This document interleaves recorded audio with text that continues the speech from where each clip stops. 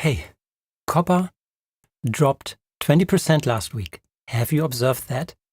Options even have been crushed by minus 90%. And you know what? The big boys just recommended to go long copper the day before all that happened.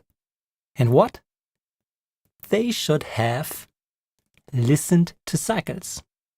Right? You know about that. We need to talk.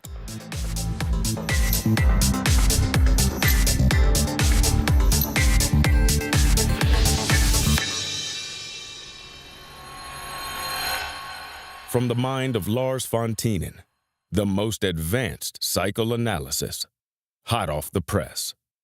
Yeah, hello everyone. We are the foundation for cycles.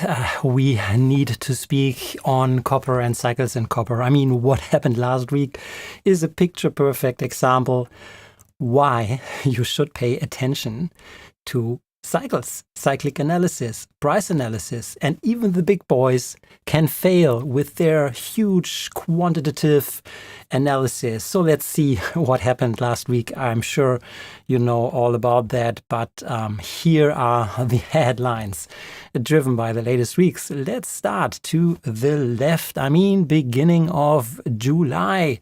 Trump tariffs sent copper to record highs.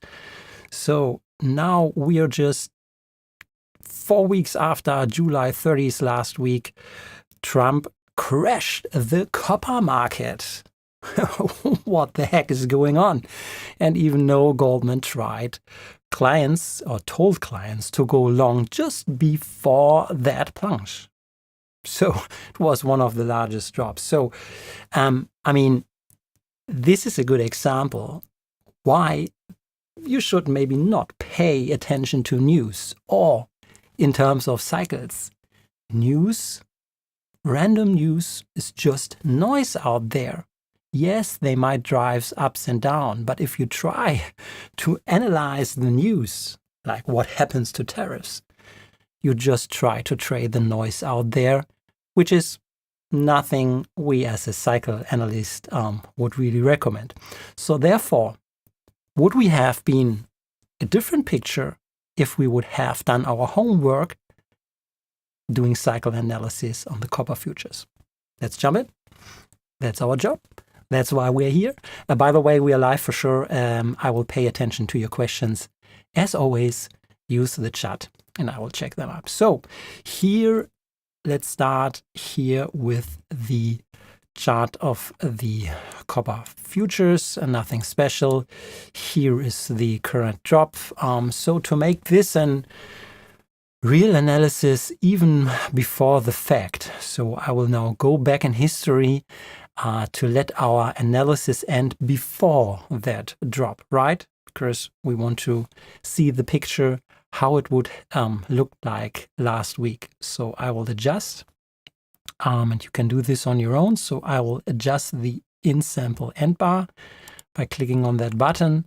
And I will choose, doesn't matter really, so something here before the drop occurred. And I will now recalculate the cycle spectrum.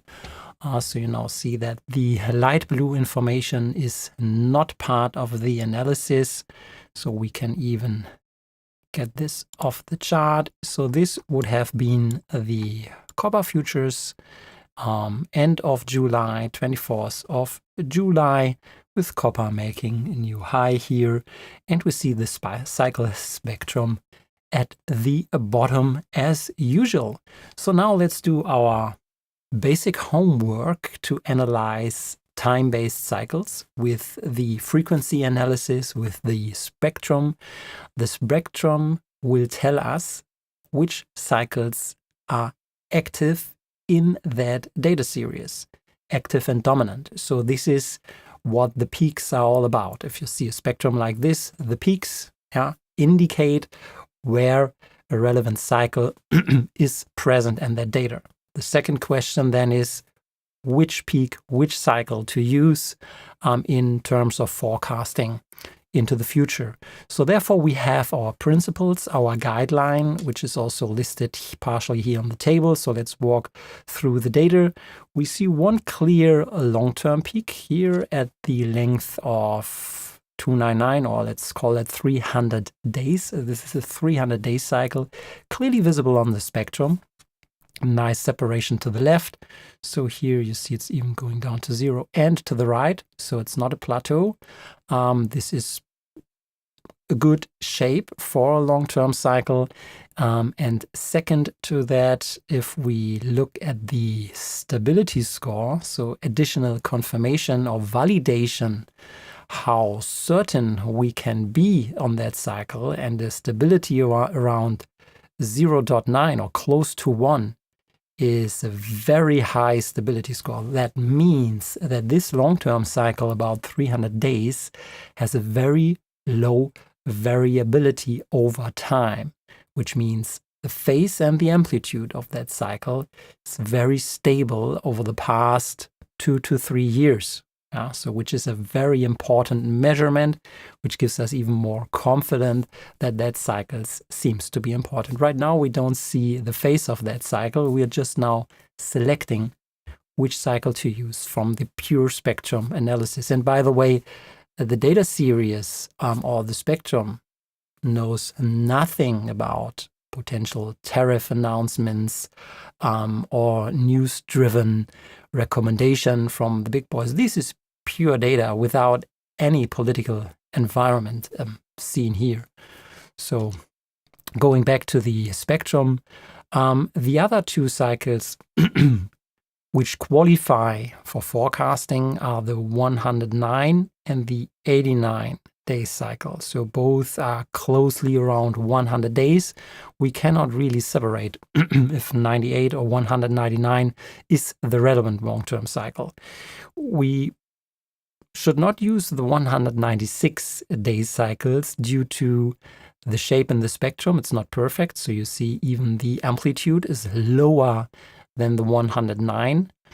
And we also see that the stability score of the 196 is quite low. So we would exclude that peak, even though it's a peak in the spectrum. It does not really qualify for valid forecasting here in that sense. All right, so we don't use that peak here, and then we have 109 and 98, which are the other two cycles here. And looking into our verification measurements, we see that 75 and 56 is a quite high measurement on the variability. So those would be the three cycles we could identify. There's a very short-term cycle also visible here at 56. But if you look at the variability of that cycle here, 0.3 is quite too low. So it means it has a high variability. So we could also exclude that cycle. So we are left with those three cycles here, right? 0.9, 0.7, 0.56. So we can use now, or we have identified now three cycles based on the spectrum, our clear rules we apply using cycle analysis, selected now for forecasting. Before I will bring that picture into play, I will explain again a little bit or showcase also the stability score. So therefore, let's just activate the 299 cycle for a moment. And I mean, you also see it quite from a visual point of view.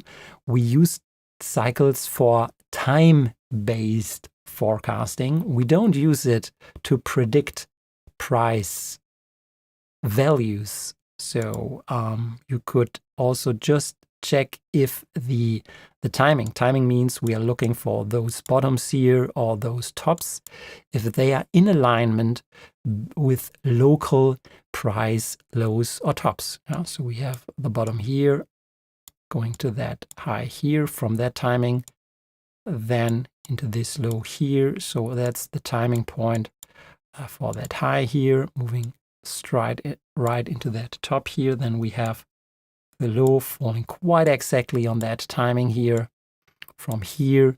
So then this high falls very, very straight, yeah, at that local high here. Then we have the next low timing here, which is almost perfect to the day. And now we're in the final up move to this information here. So just from this very quick and dirty visual confirmation, you can see that the timing information we derive, cycles are for timing, is very exact. So we don't need to pay attention to that amplitude offset here. And similar to what I've just drafted here on the screen is done by the so-called stability score. We can also include the visual information from that stability score, which is now seen here on screen in the lower panel, which shows the light blue information here and the theoretical red perfect cycle. What you see here is that the movement from the light blue is in alignment with the theoretical red cyclic move here. And that means if both are in alignment, the real price movement follows very close the cyclic rhythm of 300 days, because this light blue data is derived just from the rhythmic price component, in that case copper, to the length of 300 days. So if there would be no cyclic component with a length of 300 in the real price series, you would see a flat line here in blue. So, and it would not fit to the theoretical cycle of 300. So the blue data is just the isolated cyclic component of the real price movement. And if we have a high correlation between both cycles now, yeah, then we can assume the variability in terms of when the top or bottom occurs, in terms of amplitude, is quite low. Which means the other way around, it's quite a very stable cycle over time. This is what we're looking for. Okay, getting back to our cycle analysis, that's why we are here. So that's the long-term cycle. And I mean, now you already see how the story builds up. So just looking at one simple, most important cycle here on that screen, we can easily conclude just based on that time-based cycle. And even before the drop, we have now passed the projected top here in copper. And even the up move from December or November 2024. So even before Trump was even elected, yeah, that up move was projected. So everything what happened in between is just noise, pure noise. Ignore that. I mean, if you want to speculate, but you could also go into the casino, which may be a similar effect as trading noise and news in those markets. And that's what the big boys just proved this week. You just can't start to gamble in the casino. Now, back to cycles, right?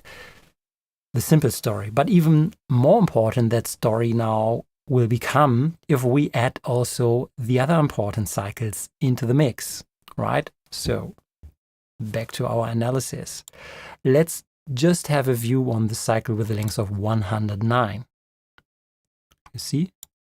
I mean, also very high stability score. I will not repeat the explanation on that. We see here, we are close to forming a top. Yeah, or this up leg is now in its ending stage. 109. So no indication maybe to go along here. This was maybe from May. And now let's look at the 98-day cycle. We already passed the top.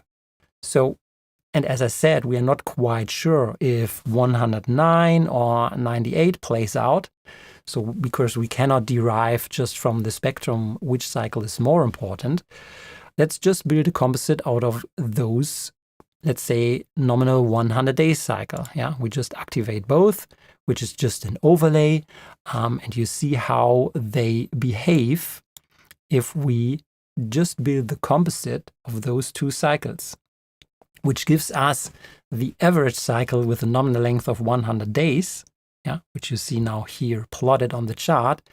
The composite cycle quite looks at it would have been one cycle, right? I mean, from the visual shape, you could not tell that these are two cycles with just interacting with each other.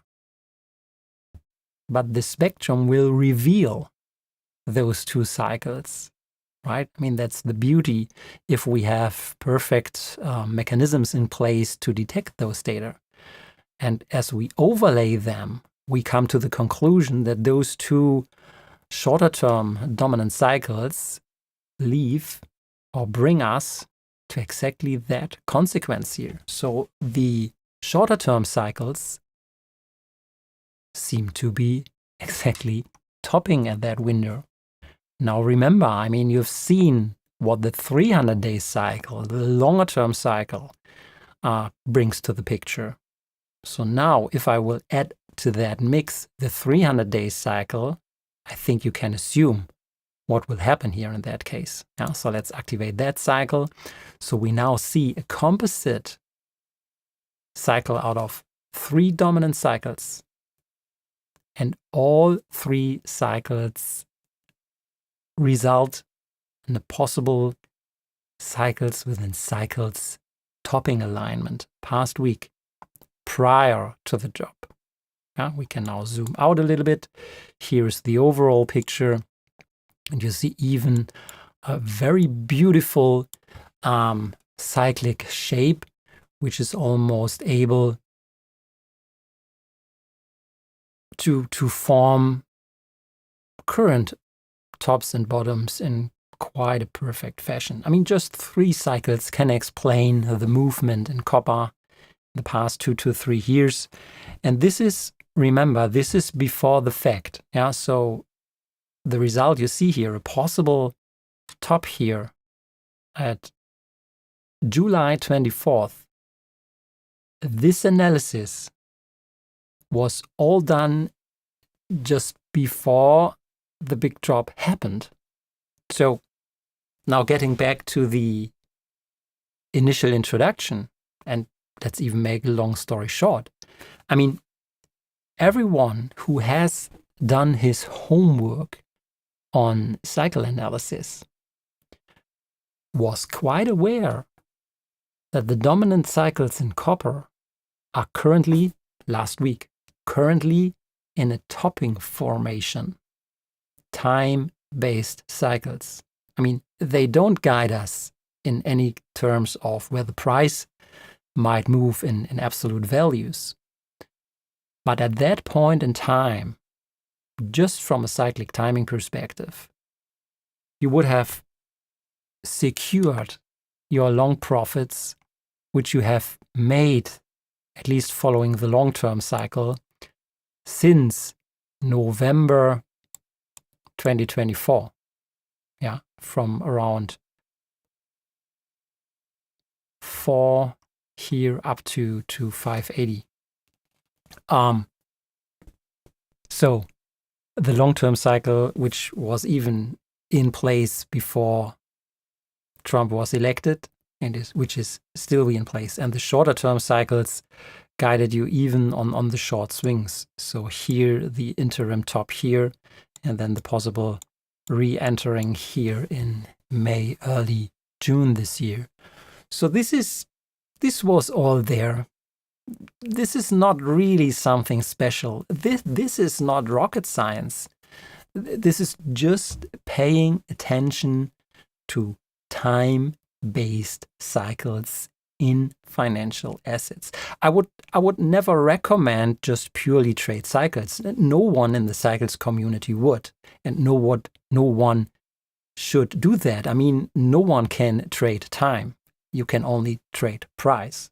Sure. So you need additional confirmation, additional measures, risk management, portfolio management, trade decision management on your own to come to a conclusion to go long, go short, or be neutral. But the additional timing information to especially look for price conditions which match the current timing information will give you information. So you should always also never trade against the cycle. And we just don't talk about just one cycle who was topping. We have been talking about 3 cycles.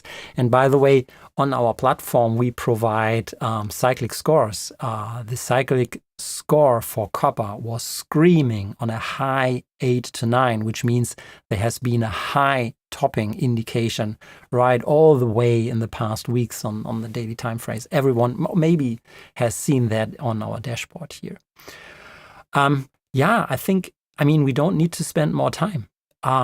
Just review the video. I think it just, again, tells us we should pay attention to time-based cycles. Everyone who has done that would not have gone into the trap of big boys recommending going long options at that big cyclic top here. I mean, even cycles don't know what news or what random noise will happen afterwards. But you will go high risk recommending at cyclic tops even to go long. And I don't know why they have done this recommendation on Friday. As I said, you can also go to the casino if this is your knowledge backbone you are building your trade recommendations on. I mean, happy gambling. Or at least cycles should become part of any professional analysis to a set. That's all I'm saying. I don't say cycles are the holy grail. Cycles are just a component you should listen to. All right, that's the message for today. The data is out there. You can review the cycles, and I will take time for some questions if you have some. So let me switch to the chat section.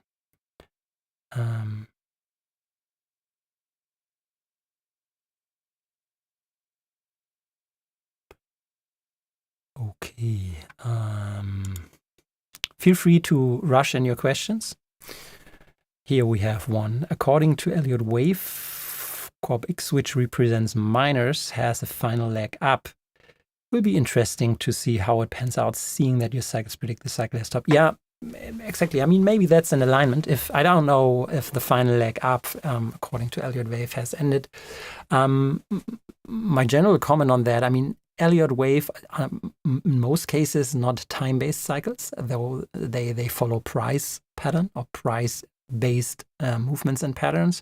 So they are not the same, but they could add up to the results from each other. So if you have a price pattern based on Elliott Wave confirming a possible time-based cycle top, that would be always interesting. Bruno, nice to meet you again here. Nice to see you again. I see your comments.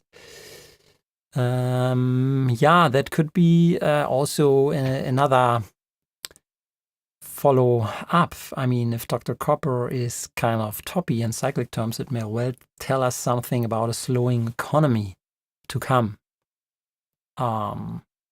Yeah, something we should monitor, and at least also the long-term cycle in copper or the 300-day cycle is now rolling over. Could be an indication also to monitor on the economy.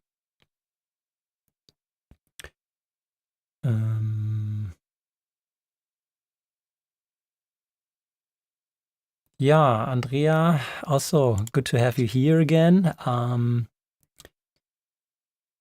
Yeah, and even if you have weekly and daily aligning, I mean, the message gets even stronger.